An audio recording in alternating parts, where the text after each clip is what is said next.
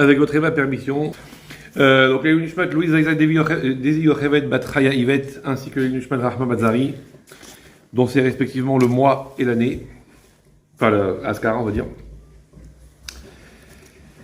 C'est aujourd'hui Rosh Chodesh Sivan, je pense que tout le monde en a conscience. On est donc le premier Sivan, c'est-à-dire qu'on rentre dans le mois lors duquel Akadosh Baruch Hu a donné la Torah. Dans quelques jours c'est Shavuot, Be'ezrat Hashem Yitbarach. Be'ezrat Hashem Yitbarach.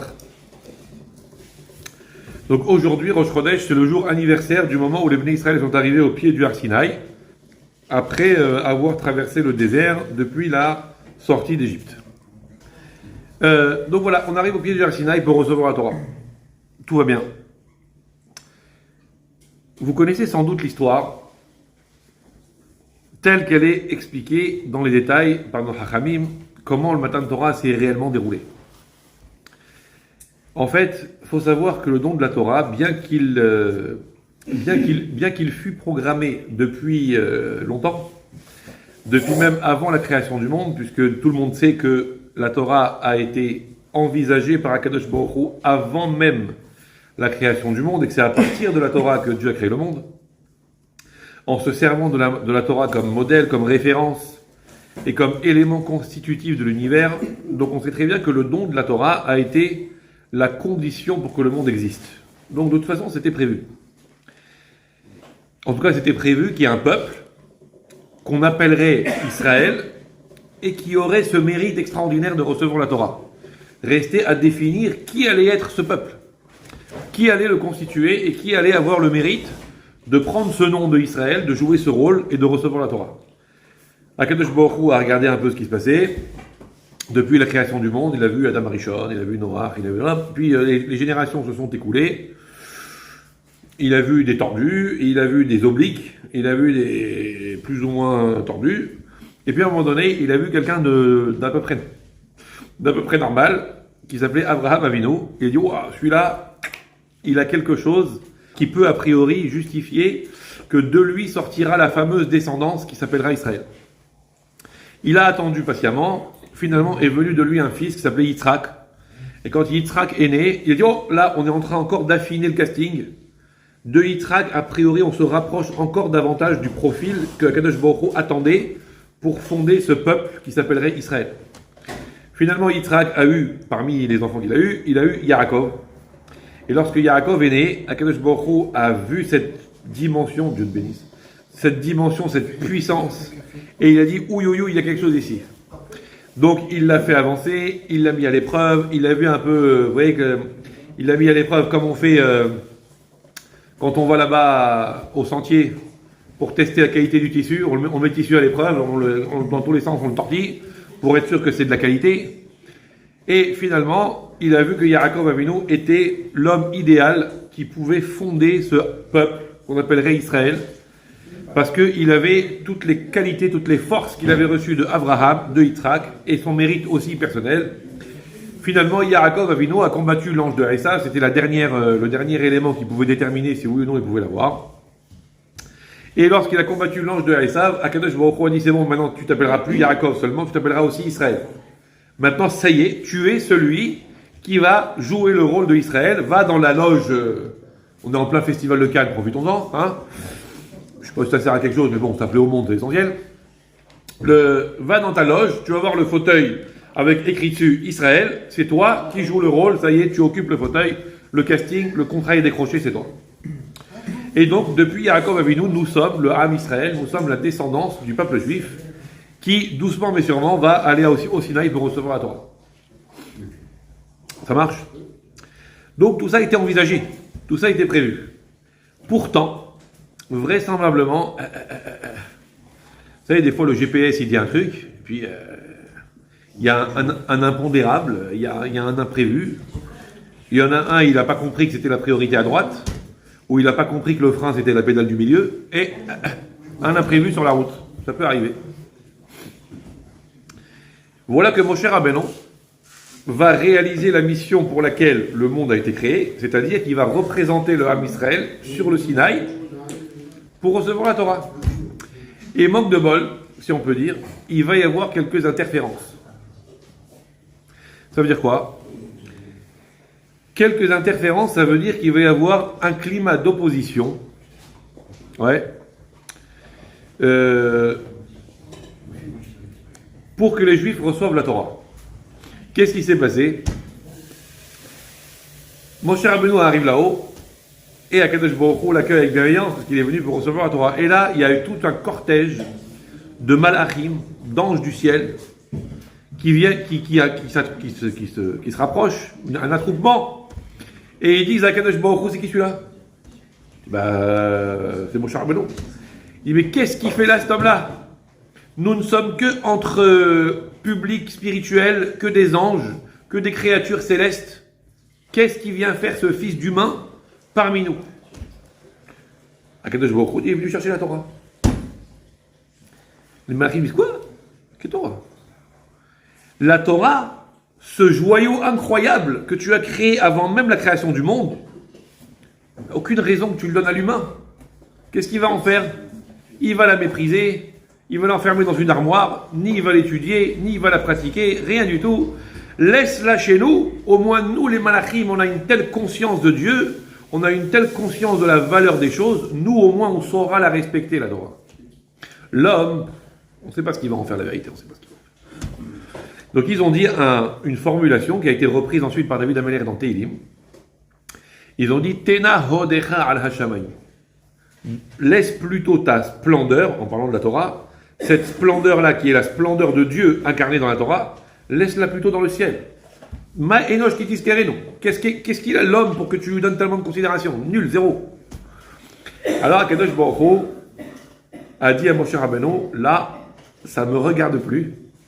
Akadosh Baruch Hu a reculé, c'est évidemment une image, hein.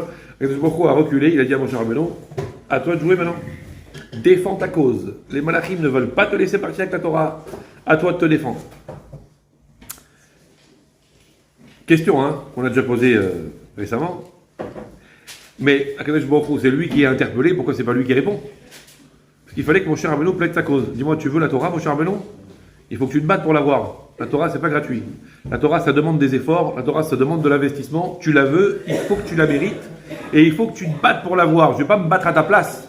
Donc les malachim s'opposent à ce que tu la prennes, c'est à toi de plaider ta cause. Je ne peux pas moi plaider ta cause, tu te débrouilles, il faut que tu te gagnes le bras de fer. Si tu n'es pas prêt à faire un bras de fer, ça veut dire que la Torah n'est pas pour toi. Mon cher Rabbeinu est rentré en plaidoirie et il a dit au malachim, il dit mais qu'est-ce que vous avez à voir là-dedans? Pourquoi vous voulez la Torah? Qu'est-ce qu'il y a écrit dans la Torah? Et il leur a cité les 10 commandements. Croire en Dieu, et à un moment donné il a dit quoi? L'otirta, tu ne tueras pas, tu ne voleras pas, etc. etc. Je dis, mais vous, les malachim, vous avez une telle conscience des choses, vous êtes des êtres spirituels. Est-ce que chez vous existe la tendance au meurtre? Est-ce que ça existe la tendance au vol? Est-ce que Birklal, est-ce que vous êtes créé à partir de bases matérielles? Donc, est-ce que vous, Birklal, vous avez des bases matérielles pour pouvoir accomplir les mitzvot? Et les malachim ont dit, ok, t'as raison. Et ils se sont laissés convaincre. Et ils ont laissé repartir Moshe Rabbeinu avec la Torah, comme nous l'avons vu les semaines précédentes, avec toute l'histoire des cadeaux que les malachim lui ont donnés, etc. La question qui est posée ici, c'est comment les malachim se sont finalement laissés convaincre. C'était quoi l'argumentaire de Moshe Rabbeinu au final? Il y a plusieurs explications à ça. Il y a plusieurs façons de comprendre quel a été réellement le sens de la plaidoirie de Moshe Rabbeinu. Qu'est-ce qu'il voulait exactement? Qu'est-ce qu'il leur a dit? Mais il y a une façon de comprendre sur laquelle on va s'arrêter 2 minutes. Enfin, hors taxe. Cette façon de comprendre, il leur a dit, mais regardez ce qui est écrit dans les 10 commandements. Tu ne tueras pas, tu ne voleras pas. Vous n'avez pas cette tendance. Nous, les humains, on a des tendances bizarres. Nous, les humains, on est fabriqués pas seulement avec une entité spirituelle qui s'appelle une âme, on est aussi fabriqués avec un corps qui a des aspirations, qui a des tendances qui sont parfois terribles. Ça n'apparaît pas. Il fut un temps où on prenait l'homme comme l'être extraordinaire qui a fait en sorte que le monde devienne quelque chose d'épanoui. Aujourd'hui, on se rend compte, parce que on reçoit des notifications, on reçoit des infos un peu plus souvent qu'à l'époque. À l'époque, pour avoir les infos, il fallait lire un journal d'un journaliste qui mettait 6 mois pour aller se rendre sur le terrain. Maintenant, en temps réel, on est informé de ce qui se passe. Et tous les jours, on reçoit une notification. Il y a eu une fusillade ici, il y a eu 4 morts à Marseille, il y a eu 18 morts à la truc, il y a eu machin truc, il y a eu une bombe là. C'est quoi cette humanité là? C'est quoi cette humanité? On peut plus prendre le métro tranquille à 23h sans être obligé de regarder partout pour savoir si on va pas se prendre un coup de machette dans la figure. C'est quoi cette histoire là? C'est ça l'humain? C'est ce qu'il a dit mon cher Rabbeinu aux anges. Il a dit mais l'humain, vous savez qui il est? Vous savez de quoi il est capable? Il est capable, s'il ne vit pas au diapason de la partie haute qui est en lui, et qui préfère vivre au diapason de la partie basse qui est en lui, il est capable d'être le pire de toutes les créatures de la terre. Pourquoi? Parce qu'il y a un texte qui dit que lorsque Akadosh Baruch Hu a créé l'homme, il l'a créé à partir d'une matière qu'il a obtenue en prenant un échantillon de toutes les créatures. L'homme, c'est un conglomérat de toutes les créatures. Akadosh Baruch Hu a pris tous les animaux qui existent, il a pris un peu du lion, un peu du taureau, un peu du chien, un peu de la girafe, un peu de tralouette, un peu de machin, un peu de végétal, et il a réuni tout ça en prenant des échantillons de chaque chose, et il en a fait l'homme.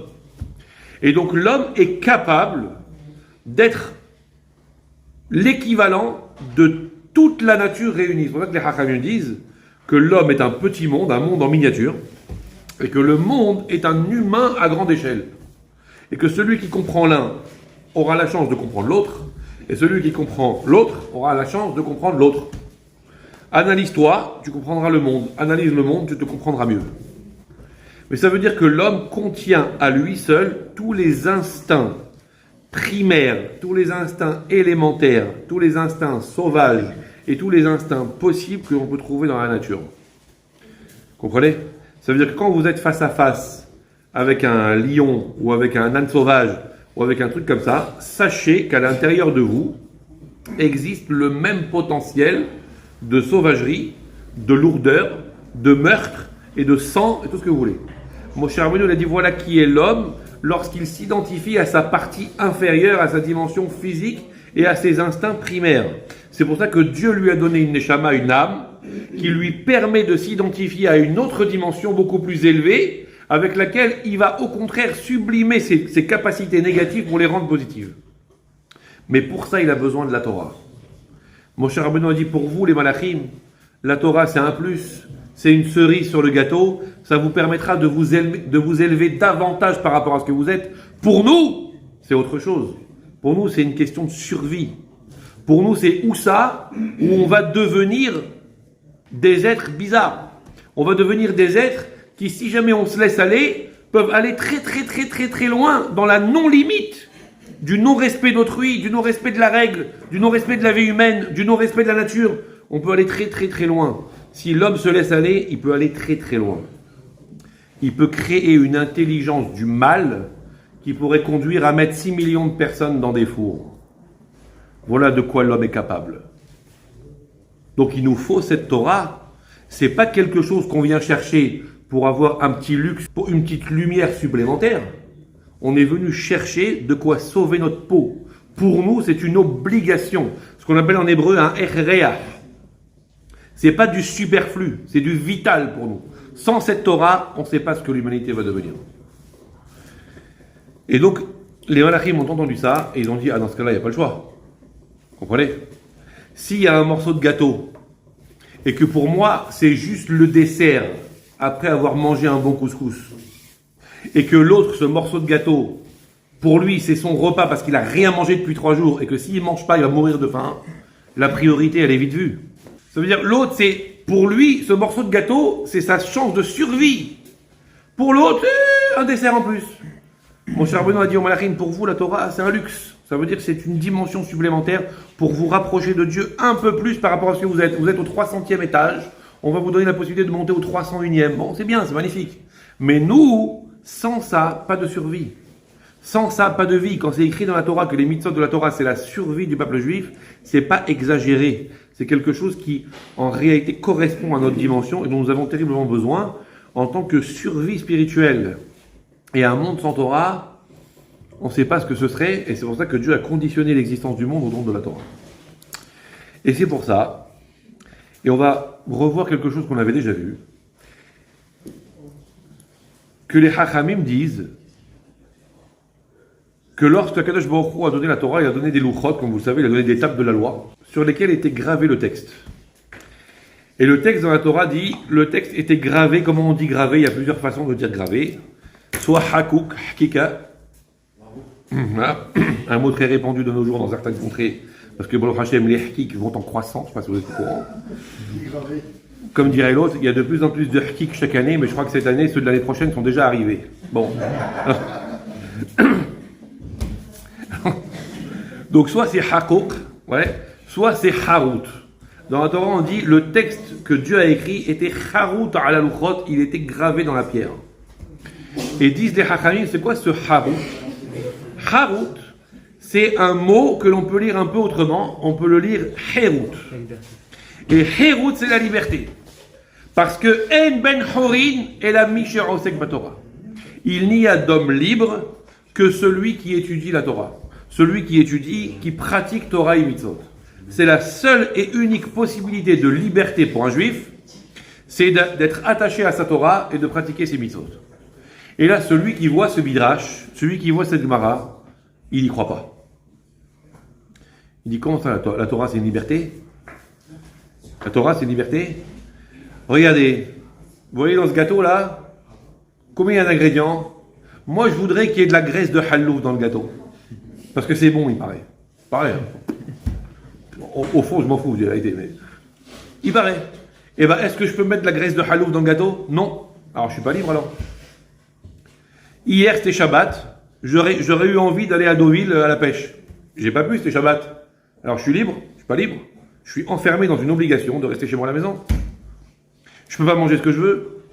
Je peux pas faire ce que je veux. Je peux pas dire ce que je veux. Je peux pas penser comme je veux. C'est ça la liberté. Et cette Gemara, elle est très difficile à comprendre. Comment on peut comprendre que la Torah soit considérée comme une source de liberté, alors que aux yeux du commun des mortels, c'est considéré a priori comme une source d'aliénation pas possible, où on t'enferme entre quatre murs et on t'empêche de faire ce que tu veux. Vous comprenez? Très difficile à comprendre. Alors pour ça, il faut comprendre quelque chose. Le monde a été créé sur la base de 4 sortes de créatures. 4 sortes de règnes, comme on dit en SVT, pour ceux qui sont allés à l'école jusqu'à il n'y a pas longtemps. En tout cas, en SVT, on a appris qu'il y a 4 règnes. Il y a le règne minéral, le règne végétal, le règne animal et le règne humain. Ce qu'on appelle en hébreu Domem, Tzomeach, Chaim, Medaber. Bon, ils sont partis piquer ça chez les auteurs de pensée juive, hein, vous imaginez qu'ils l'ont pas inventé. Donc, le règne minéral, végétal, animal, homme. Ok? Et le Sefer à Kuzari, il dit parmi l'humain, il y a encore une branche dans l'humain qui est une dimension, une création spéciale, qui est parmi les hommes une dimension qui n'a rien à voir avec le reste. Sur qui Akadosh Baruch Hu a mis le doigt, et il a dit, vous serez Mamlechet Kohanim Vegoy Kadosh, une dimension à part. Vous serez un peuple saint, un peuple de Kohanim, un peuple que j'ai mis à part pour une mission très particulière qui s'appelle recevoir la Torah et amener la lumière divine dans le monde. Cette dimension, c'est le peuple juif. Alors, au grand désespoir de tous les antisémites à qui nous passons le bonjour, parce qu'ils nous donnent quand même le mérite de pouvoir combattre pour la gloire de Dieu, ok? Dit le Kuzari, il y a 5 catégories. Il y a effectivement le minéral, le végétal, l'animal, l'homme et le juif. Eh ouais. Qui a cette dimension spéciale qui n'a rien à voir avec le reste du monde. Le monde entier a pour mission de faire en sorte que le monde existe. Le peuple juif a pour mission que le monde soit un réceptacle pour la lumière de Dieu. Ça n'a rien à voir. Entre fais attention à ce gâteau, range-le bien soigneusement au frigo pour ne pas qu'il pourrisse, c'est une chose. Mais amène ce gâteau à une dimension spirituelle élevée pour qu'il devienne une source de lumière divine plutôt que simplement de la farine et de l'eau, c'est autre chose. L'humanité a pour mission de faire en sorte que le monde continue d'exister sans être détruit. On conserve le monde, on fait attention, l'écologie, le respect de la vie, le respect de la nature. Bref, on fait en sorte que le monde matériel existe. Ça, c'est le rôle de toutes les nations du monde. C'est pour ça que Dieu leur a donné 7 commandements qui consistent à faire en sorte que le monde soit vivable. Le peuple juif a 613 commandements. Son but n'est pas que le monde soit vivable, c'est que le monde soit un réceptacle pour la présence d'Hachem. Ça n'a strictement rien à voir. On a complètement une autre mission. Donc on est une autre dimension. Nous sommes aussi des humains.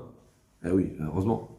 Ok. Et évidemment, dans le rôle de l'homme, évidemment, il n'est pas question de considérer la moindre notion de supériorité ou d'infériorité. Un médecin n'est pas supérieur à un avocat. Ils ont chacun sa mission, c'est tout. Le médecin, dans un tribunal, il sera ridicule. Et l'avocat, pour essayer de soigner un problème de santé important, il sera perdu. Donc chacun son rôle, point. Il n'y en a pas un qui est mieux que l'autre. Chacun son rôle. Le juif a une dimension spéciale. C'est son rôle à lui. Et maintenant, si on parle en termes de liberté, vous voyez, si vous prenez un minéral, vous prenez, je sais pas moi, du papier, voilà. Bon, le problème, c'est que c'est d'origine végétale, je suis désolé. Vous prenez un caillou. Un caillou, c'est minéral. C'est quoi la liberté du caillou? Vous pouvez écrire un petit livre de 200 pages sur la liberté du caillou. Ouais. C'est quoi sa liberté? La liberté du caillou, c'est de pouvoir continuer d'exister librement et d'être posé par terre sans que personne ne le détruise. Ok? On peut le priver de liberté, c'est-à-dire de la liberté d'exister, dès lors qu'on le prend dans la main et qu'on le broie et qu'on le réduise en poudre, et qu'à partir de là, il n'existe plus. Donc la seule liberté, la seule aspiration à la liberté d'un minéral, d'un caillou, c'est juste le droit d'être là. Le végétal, c'est quoi sa liberté? Si on lui donne juste le droit d'être là, est-ce qu'il est libre d'exister? Prenez une plante, elle est là, et vous la laissez exister. Oui, voilà, je respecte ton droit à l'existence, et ça s'arrête là. Je te laisse là, et je te détruis pas. Est-ce qu'elle est libre d'exister pour autant? Non. Il faut aussi l'arroser, il faut aussi mettre de l'engrais. Si tu lui donnes pas de l'eau, tu lui donnes pas de l'engrais, tu lui donnes pas de la terre, le simple fait de respecter son droit à l'existence, c'est la condamner à mort. La pierre, ça lui suffit, mais le végétal, ça lui suffit pas. Il faut aussi lui donner de la nourriture et de la source de vie. L'animal, si vous lui donnez la liberté d'exister comme le végétal, vous lui donnez la possibilité de vivre, vous lui donnez à manger, vous lui donnez à boire, vous lui donnez un petit endroit pour pouvoir survivre. Est-ce que ça lui suffit? Non. Parce que l'animal a une caractéristique en plus par rapport au végétal, c'est qu'il a besoin de mouvement. Si vous mettez un chien, vous lui donnez à manger, vous lui donnez à boire, mais vous attachez sa laisse à la poignée de la porte et qu'il est condamné à l'immobilité toute sa vie, il va faire une déprime, il va mourir. Vous comprenez? Parce qu'il ne peut pas. Ah, pourtant je l'ai laissé vivre, je lui ai donné à manger, je lui ai donné à boire. Oui, mais ça c'est de la liberté pour le végétal. Pour l'animal, il faut autre chose. Il faut aussi la possibilité de gambader. Après, il y a l'homme. L'homme, si vous lui donnez la même liberté que le minéral, le végétal ou même l'animal, vous lui donnez à manger, à boire et vous lui donnez de quoi se mouvoir, il peut bouger, il peut circuler, il peut prendre le métro, il peut faire ce qu'il veut. Est-ce que vous lui avez donné sa liberté? La réponse est non. Parce que la caractéristique de l'homme, c'est la capacité de parole. Donc un homme, vous pouvez lui donner tout ce que vous voulez. Si vous lui mettez un scotch sur la bouche et vous l'empêchez de parler, vous l'avez tué. Parce que sa spécificité, c'est la capacité de parler. Dès que vous avez privé quelqu'un de sa liberté d'expression, vous l'avez réduit à néant. C'est même pas qu'il est un animal, c'est même pas qu'il est un végétal, c'est même pas qu'il est un minéral, c'est qu'il n'est plus rien. Vous l'empêchez de réfléchir, vous l'empêchez de raisonner, vous l'empêchez de communiquer, vous l'avez tué. Donc ça veut dire que la liberté pour l'homme ne peut pas se suffire de la même liberté que l'animal. Après ça, il y a une autre dimension. Vous aurez remarqué que la liberté de quelqu'un s'exprime là où il a une spécificité particulière. La spécificité du minéral, c'est d'exister. La spécificité du végétal par rapport au minéral, c'est d'être vivant. La spécificité de l'animal par rapport au végétal, c'est de bouger. La spécificité de l'homme par rapport à l'animal, c'est de parler. Donc ça veut dire que la liberté d'existence de quelqu'un dépend de là où il a une caractéristique qui le rend spécifique. Le juif, il a une spécificité. C'est qu'il a une âme divine qui le relie avec Dieu et que son rôle, c'est d'être attaché avec Dieu. C'est ça son rôle. Enlevez-lui cette possibilité. C'est comme si vous aviez enlevé la parole à l'homme. C'est comme si vous aviez enlevé le droit de bouger à l'animal. C'est comme si vous aviez enlevé la terre du végétal. C'est comme si vous aviez broyé le minéral. Vous l'avez tué. À partir du moment où, en tant qu'être spécifique, sa spécificité, c'est d'être un être spirituel qui amène la lumière de la Kedusha, de la sainteté dans le monde. Si vous lui enlevez cette possibilité, s'il ne se réalise pas là-dedans, il a raté son système. Il a tout raté. C'est même pas qu'il est un humain. Parce qu'un humain qui parle pas, il devient pas un animal pour autant. On n'est pas rétrogradé à la classification précédente. À partir du moment où on ne sait pas assumer tel qu'on est, c'est que non, on n'est plus rien. C'est de ça qu'on parle. Donc mon cher Rabbeinu, il est parti voir les malachim, il me dit, vous ne comprenez pas là. Vous ne comprenez pas. Vous ne comprenez pas que nous, les juifs, on est conçus sur le mode Torah. Tu enlèves Torah aux juifs, tu lui as tout arraché. C'est comme si tu lui avais enlevé sa tête. À ce moment-là, les malachim ont dit, ok, si c'est pour la sauvegarde du peuple juif, et donc la sauvegarde de l'humanité à travers eux, alors on est d'accord. Seulement, il faut comprendre qu'on est à 6 jours de Matan Torah. Ça va être la guerre des 6 jours, là. On est à 6 jours de Matan Torah et qu'on va revivre à travers Shavuot l'événement de Matan Torah. Et que s'engager en tant que juif à recevoir la Torah, c'est pas stam. Bon, écoutez, moi je fais ma vie ici, moi j'ai réussi dans le business, moi j'ai réussi dans le truc, moi j'ai réussi dans tel endroit. Bon, je fais ma vie matérielle, et bon, s'il y a un petit peu de Torah en plus, bon, ma foi, pourquoi pas? Pourquoi pas? C'est pas pourquoi pas. C'est comme si quelqu'un dit, écoutez, moi je mange, je bois, et s'il y a un petit peu d'oxygène en plus, je suis preneur. Il dit, non, c'est pas ça. C'est que tu manges, tu bois, d'accord, mais si tu respires pas, tu crèves. C'est ça la réalité. La Torah, c'est comme ça. À partir du moment où on a compris ça, on a compris que l'essentiel qu'on doit nourrir dans sa vie, c'est sa dimension spirituelle. Et ce qu'on est en train de vivre aujourd'hui est la preuve absolue de ce qu'on est en train de dire. Parce que regardez, ça fait 1 mois déjà, ou même plusieurs années, qu'on a déploré le départ de ce monde d'une maman. Et pourtant, au bout d'1 mois encore, et au bout de quelques années encore, on est encore là à évoquer leur mémoire et à faire des choses pour elle. Excusez-moi, mais on n'est pas en train de perdre notre temps là? Je pose une question. On n'est pas en train de perdre notre temps?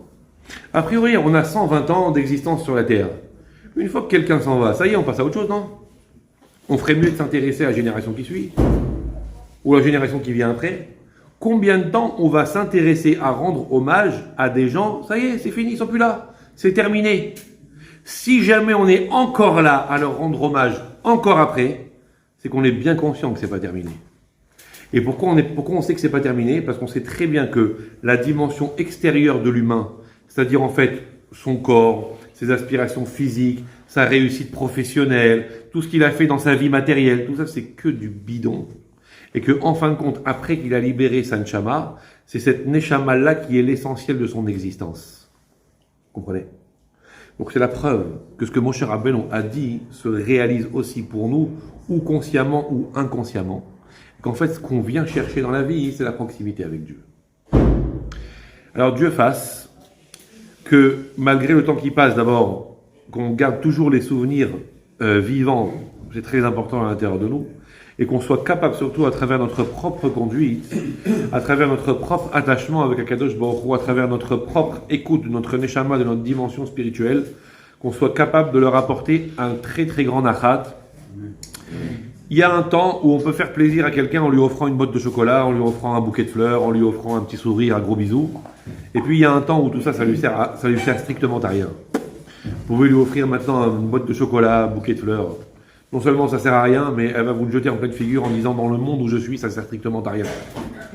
Maintenant, ce qui lui sert, c'est un bouquet de mitzvot, un bouquet de Torah, un bouquet de bonté, un bouquet d'attachement avec Dieu, un bouquet de bonnes décisions. Ça lui sert à quelque chose. Et donc, c'est ce qu'on est venu faire là. Et donc, c'est pour ça qu'il faut s'attacher à essayer de progresser dans ce sens pour donner encore et encore davantage de mérite à ceux qui nous ont quittés, et Be'ezrat Hashem, que leur mérite soit une source de bénédiction et de protection pour leur famille et pour toute la Kehila, Ben Kine Ratzon.